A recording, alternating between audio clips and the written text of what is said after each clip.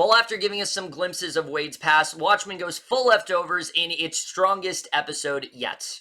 Don't change the channel, don't touch that dial. We got it all on UHF. Take off your sneakers. Hey guys, it's Kevin in my review for Watchmen Season 1, Episode 5, Little Fear of Lightning, and holy shit, what a great episode this was. And look, I look forward to Watchmen every single week. It's become a show that I just really love to cover and things like that, but this was easily their strongest episode yet. And no, I was not exaggerating. This really did kind of feel like a leftovers type episode. This is the most leftovers that Watchmen really ever has felt in that way. And Episode 3 definitely had that feel as well, but this felt very much like something that could have been ripped out of a leftovers episode, very much like that. But of course, a lot went down this episode. There's definitely a lot to unpack, so let's just get into it right now. So obviously, the big thing with this episode is that this is the first episode that focuses solely on one character. Yes, episode 3 concentrated mainly on Lori, but we had stuff with Angela in that episode and things like that. This episode is fully focused on Wade Tillman, what he's been through, what's got him here, all that kind of, what he's been going through, what's turned him into Looking Glass and things like that. And his story is pretty heartbreaking. But starting off with that opening scene, which to me, I think rivals the opening scene of this entire show. I mean, I love the Tulsa riot scene from the first episode. I think it was masterfully done. But the squid attack might be even better because it tells us so much about Wade in just a few minutes. We know that he was this Jehovah's Witness. We know that he was very much mocked for it, going as far as to be cuckolded by this girl who, stripped him down naked, told him that she was going to, have sex with him and things like that. But no, she completely just, she just completely ran off with his clothes and basically blue balls him. And even though he wasn't looking for sex, clearly, she completely misled him into thinking that. But the moment when he comes out, after he's been stripped naked and the whole squid attack has happened, it's a truly, just a horrifying moment when he's like, what happened and things like that. And that whole sequence I thought was so well done because here's the thing. We knew that he had some sort of obsession with the squid, especially after last week's episode. We knew there was something going on there. And I like this episode finally confirmed what all of that was really about. It's not just random. This is something that has very much affected him, and I think this scene did a really good job in showing us what Wade has really been through. Not just his PTSD, but also the bullying, how he wasn't really well respected, and really gives us a good idea of what he's had to go through throughout the years.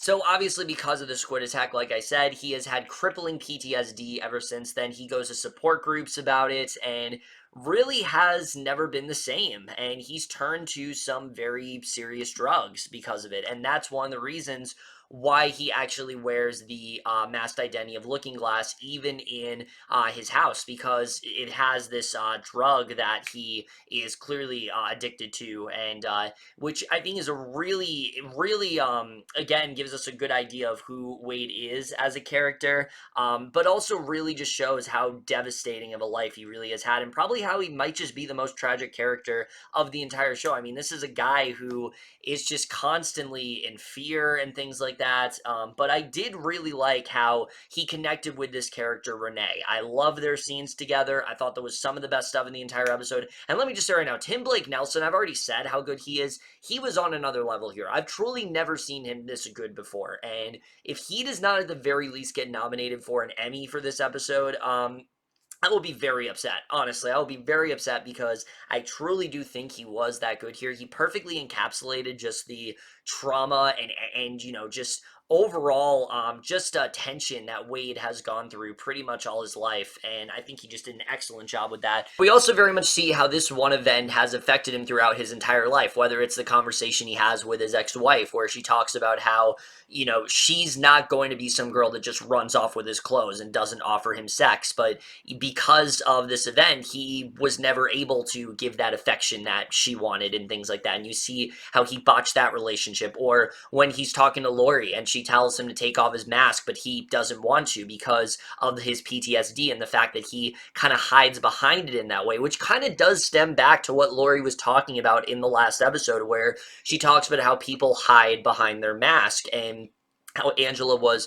far more straightforward with it. For Wade, that really is the case. He's hiding behind it because of his PTSD. It's just easier for him to do that. And it also, like I said, does have this drug that he is very much obsessed with. But again, you really do see how this has affected him. But we also do learn about this new drug known as nostalgia. And this is a really cool idea. I love where they're going with this. Basically, nostalgia are these illegal pills that is essentially what it sounds like. Basically, you can experience the memories of someone else, and that's the whole point of it, is that you can experience someone else's memories, you can get inside their head and things like that, and it's a really cool idea, and where it ends up going towards the end, especially, I'm very excited to see where they take it, but I really love the introduction of this drug.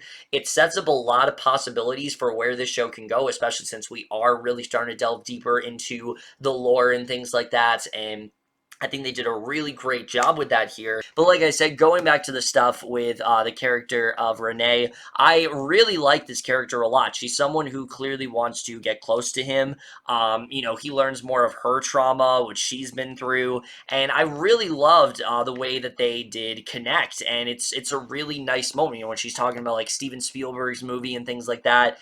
But unfortunately, because things just always have to go badly for Wade, this girl turns out to be from the 7th Cavalry. She was specifically recruited to, she was specifically selected to recruit Wade, and knowing that she was involved, that we really do get more into the 7th Cavalry as well, which is something I really enjoyed. The 7th Cavalry, up to this point, they've always been a threat, but at this point, they are a full-on presence, and you really do feel them throughout this entire episode. I mean, Wade's at a point where he is kind of working for the 7th Cavalry. He's kind of forcefully working for them in that way, and the stuff with Renee was just really devastating, because you kind of thought, okay, maybe this could be a girl that he could connect with and things like that. But no, that's not the case at all. But of course, this leads me to my favorite part of this episode, easily the most compelling part of it, because obviously Wade having this PTSD is compelling enough, but that's not my favorite idea in this episode. My favorite idea in this episode is this conversation he has with Senator Keene, who really is starting to show his true colors here. I said it before in episode 3 that everything he was saying is bullshit. I think this episode very much confirms that. I mean, this guy is not looking for any sort of rationality. He's not looking for peace. He wants to cause all kinds of destruction, and he knows that he thinks, basically he turns out to be a member of the 7th Cavalry, and he feels that they are the necessary evil that he needs to rid the town of any sort of problems, and he feels that Angela is getting in the way of that. And basically when he tells Wade that his plan is that he needs to get rid of Angela, and if he doesn't get rid of Angela, they're going to come after her entire family. And this is an amazing idea, because it goes back to something that Wade says earlier on the episode. I think it was his ex-wife he was talking to when he told her, like, he didn't have any friends. But I would make the argument that if he were to have a friend, it would be Angela. This is someone that he has, he is definitely very personable with. It's someone that he's not afraid to talk to. He's struck up many conversations with her before. So I do think that Angela is very much sort of like that friend that he didn't know he had. And the fact that he now has to double cross her is heartbreaking. You can see a part of him doesn't want to do it, but he knows that he has to. He knows that he doesn't really have a choice here. And the fact that he's now kind of owned by the 7th Cavalry is a very, very interesting idea, and I'm excited to see really where they do go with that, but I'm also terrified, especially with the way things end.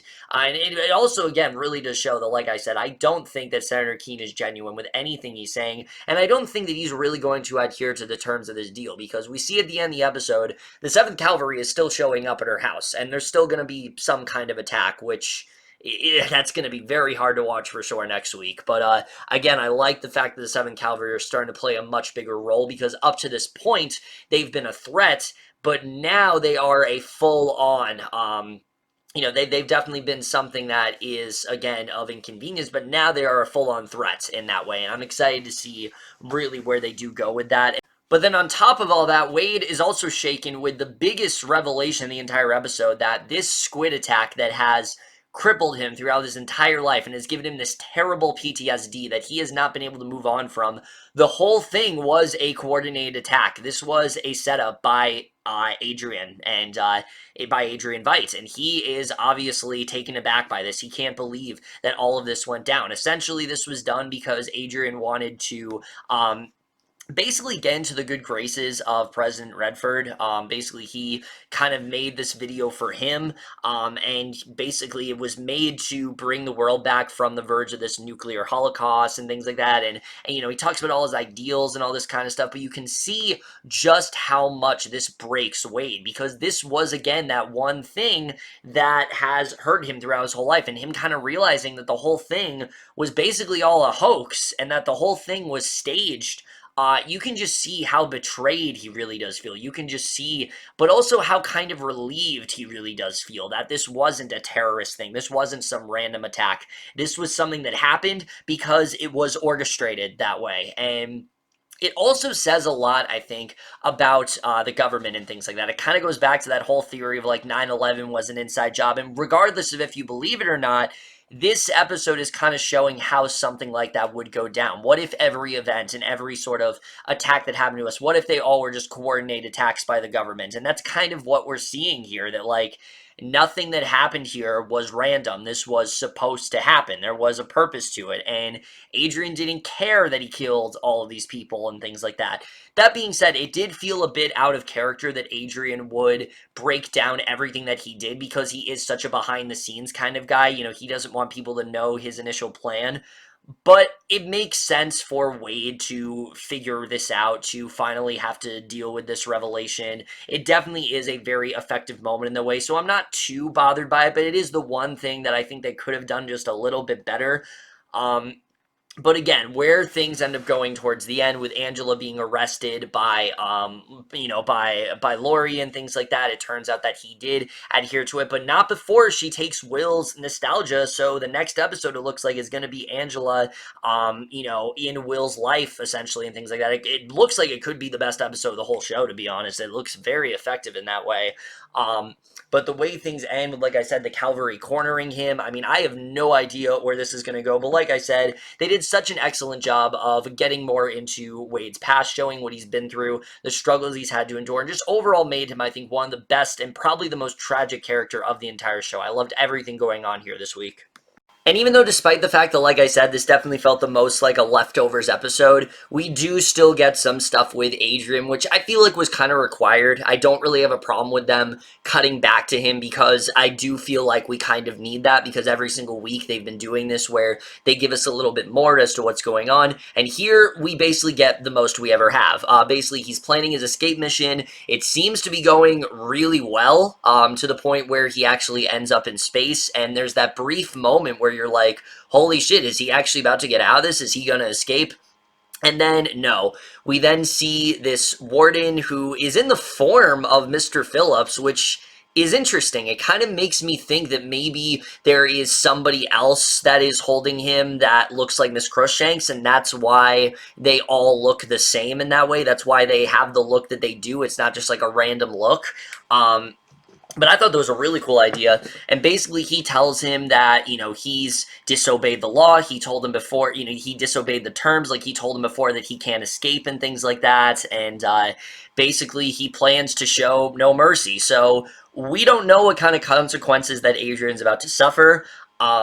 But it's definitely not going to be great. And again, I think they're doing an excellent job of what they're doing with this character. I like that every single week we're seeing a little bit more of what's going on, continuing to love what's going on there. And I wish I had more to say, but again, the show is essentially doing the same thing each episode, but still sprinkling something else in additionally. And that's hard for a show to pull off to keep me interested. Normally, I would knock on a show for doing that. Oh, they're just doing the same thing. But considering that Adrian's whole prison is essentially the same few things over and over again, it kind of makes sense to do it that way. And again, I don't really know where this is headed moving forward, and I'm excited to see where they're going here.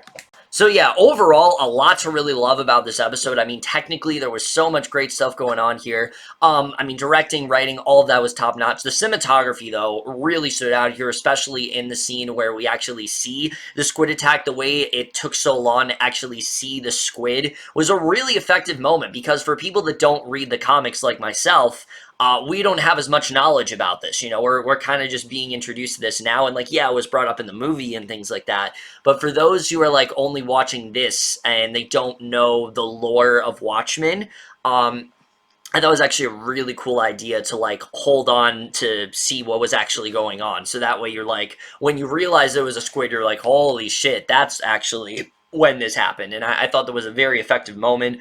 The best scene easily cinematography-wise was with Adrian in the church. All of that, I mean, not Adrian, Wade in the church, all of that was just fantastic to behold for sure.